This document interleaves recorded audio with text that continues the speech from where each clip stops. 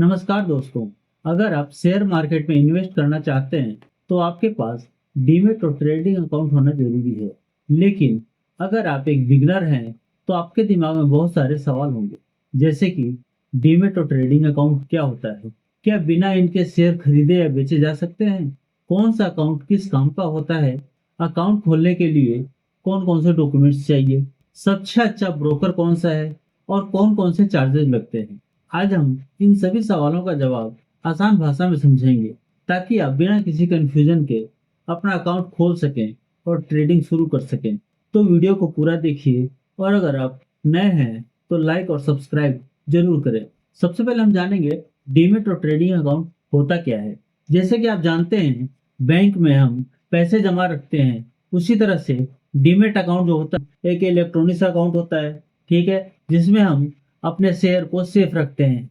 ये एक digital locker की तरह काम करता है, जहाँ फिजिकल शेयर की जगह इलेक्ट्रॉनिक शेयर रखे जाते हैं। भारत में डीमैट अकाउंट को दो तरह की संस्थाएं मैनेज करती है, एक है एनएसडीएल, दूसरी है सीडीएसएल। ये दो कंपनियां हैं जो डीमैट अकाउंट को कंट्रोल करती है।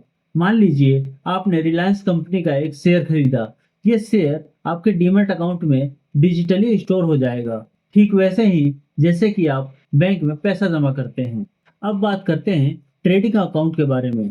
इसके बिना आप शेयर ना तो खरीद सकते हैं और ना ही बेच सकते हैं।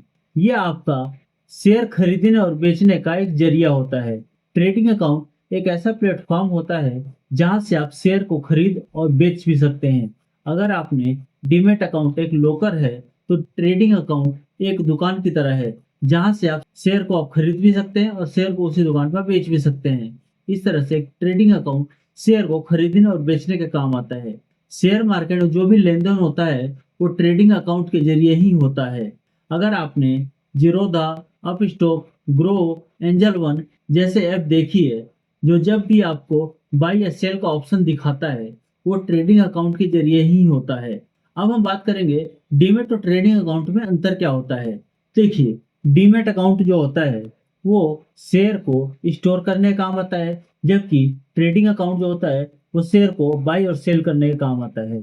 वही डीमैट अकाउंट जो होता है वो डिजिटल लॉकर की तरह काम करता है, और ट्रेडिंग अकाउंट जो होता है वो शेयर को खरीदने और बेचने के काम आता है। डीमैट अकाउंट को एनएसडीएल, सीडीएसएल ये दो कंपनी है जो उसको हैंडल करती है। वहीं पे ट्रेडिंग अकाउंट है वो एक ब्रोकर हैंडल करता है, जैसे कि angel one, Zerodha, Upstox, grow, धन और भी कई सारी हैं जो इसको हैंडल करती है। डीमैट अकाउंट जो होता है वो शेयर होल्ड होता है, जो शेयर को होल्ड करने का काम आता है, और ट्रेडिंग अकाउंट होता है ये डीमैट अकाउंट से लिंक्ड होता है। अब हम बात करेंगे डीमैट और ट्रेडिंग अकाउंट कैसे खोलें। आज के समय में ऑनलाइन डीमैट और ट्रेडिंग अकाउंट खोलना बहुत ही आसान हो गया है। चलिए स्टेप बाय स्टेप इसको समझते हैं। तो पहले स्टेज में है कि आप एक अच्छा ब्रोकर चूज करें, जैसे कि जीरोधा, अपस्टॉक, ग्रो। आप एक ब्रोकर चेक देखें कि कौन सा ब्रोकर सबसे अच्छा है। पहले तो आप ये चेक करें कि ये ब्रोकर कौन सा है, डिस्काउंट ब्रोकर है या फुल सर्विस ब्रोकर है। जैसे कि जीरोधा, अपस्टॉक, ग्रो ये सब डिस्काउंट ब्रोकर है। वहीं पे आईसीआईसीआई डायरेक्ट हो गया, एचडीएफसी सिक्योरिटी हो गई, शेर खान हो गया, एंजल वन हो गया, ये सभी फुल सर्विस ब्रोकर हैं। फिर आता है, जब आपने एक ब्रोकर चूज कर लिया तो आप फिर उसके वेबसाइट पे जाएं, ऑनलाइन अप्लाई करें। ऑनलाइन अप्लाई के लिए आप या तो ब्रोकर की वेबसाइट पे जाएं या ऐप डाउनलोड करें। फिर उसके बाद ओपन डीमैट अकाउंट पर क्लिक करें, मोबाइल नंबर डालें और ईमेल से साइन अप करें। उसके बाद उस पर मोबाइल नंबर डालें।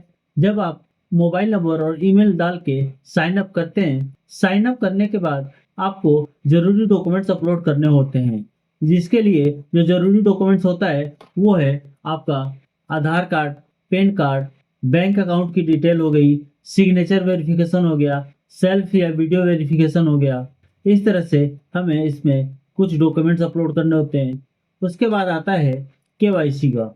इसमें आपको ई केवाईसी पूरी करनी होती है, जिसमें आपको आधार कार्ड ओटीपी के जरिए ई साइन इन करना पड़ता है, या फिर वीडियो केवाईसी के जरिए अपना चेहरा या और अपने डॉक्यूमेंट्स उनको दिखाना होता है। अकाउंट एक्टिवेशन के लिए आपको 24 से 48 घंटे का टाइम लगता है, जिसमें ब्रोकर जो होता है वो आपके अकाउंट में मतलब आपने जो जो डॉक्यूमेंट्स अपलोड किए हैं वो सारे डॉक्यूमेंट्स वो चेक करता है कि सारे डॉक्यूमेंट्स वैलिड है या कोई गड़बड़ी तो नहीं है, कोई इसमें कोई दिक्कत तो नहीं की गई है। फिर आपके डॉक्यूमेंट्स के जरिए वो ब्रोकर ही डीमेट अकाउंट के लिए भी अप्लाई कर देता है। उस डीमेट अकाउंट में भी आपके सारे डॉक्यूमेंट्स चेक किए जाते हैं। जब सारे डॉक्यूमेंट्स ओके हो जाते हैं, सब वेरीफाई हो जाते हैं, उसके बाद आपका अकाउंट एक्टिवेट कर दिया जाता है। अब हम बात करेंगे डीमैट और ट्रेडिंग अकाउंट खोलते समय हमें किन-किन बातों का ध्यान देना चाहिए। तो सबसे पहला है, हमें तो ब्रोकरेज चार्ज देखना चाहिए कि किस ब्रोकर का क्या चार्जेज़ है। जैसे कुछ ब्रोकर हैं जो कि ज़ीरो ब्रोकरेज लेते हैं और कुछ ब्रोकर हैं जो ₹100 तक भी चार्ज करते हैं। जो सर्विस ब्रोकर होते हैं, फुल सर्विस ब्रोकर जो होते हैं, वो आपको ₹100 तक भी चार्ज करते हैं। तो अब अगर आप एक बिगिनर हैं, तो आप कोशिश करें कि कम से कम ब्रोकरेज हो। क्योंकि आप अब एक बिगिनर हैं, तो आप क्या करेंगे, छोटे-छोटे मूव को कैच करेंगे और उस छोटे-छोटे मूव में आपको बार-बार ब्रोकरेज देना पड़ेगा, तो आपको प्रॉफ़िट के बजाय लॉस हो जाएगा। फिर होता है एनुअल मेंटेनेंस चार्ज।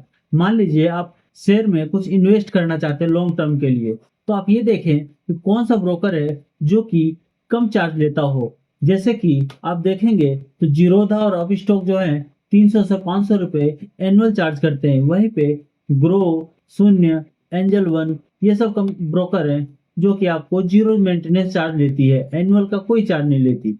तीसरा होता है हिडन चार्जेज़। आप इसको ज़रूर चेक करिएगा। कई-कई कंपनियाँ होती है जो हिडन चार्ज के नाम पे आपसे एक्स्ट्रा चार्जेज़ ले लेती है, जिससे आपको लॉस हो जाता है। तो इस चीज़ का आप खास ध्यान रखिएगा और हिडन चार्जेज़ को ध्यान से देखिएगा। उसके बाद ही आप उस ब्रोकर में अप्लाई करें।